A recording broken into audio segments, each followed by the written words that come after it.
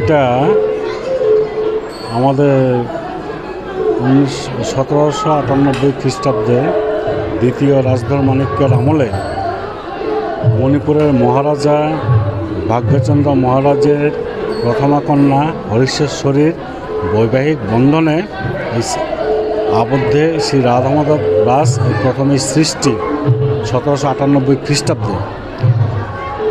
এই 1798 খ্রিস্টাব্দে রাজার পর রাজা দ্বিতীয় মহাদেব, এবার রাধাকিশোর, মাণিক্য, প্রতিটা রাজাই এই রাস মণিপুরী সম্প্রদায়ে, হিন্দু সম্প্রদায়ে এই রাসলীলাটাই প্রচলন প্রথা। এই প্রথম মণিপুরী ত্রিপুরা রাজ্যে আসাতে এই রাসলীলাটার সৃষ্টি বলতে মণিপুরী বৈষ্ণব ধর্মাবলম্বী। এটা হিন্দু, বুদ্ধিস্ট, খ্রিস্টান সর্বজনীন রাস উৎসব।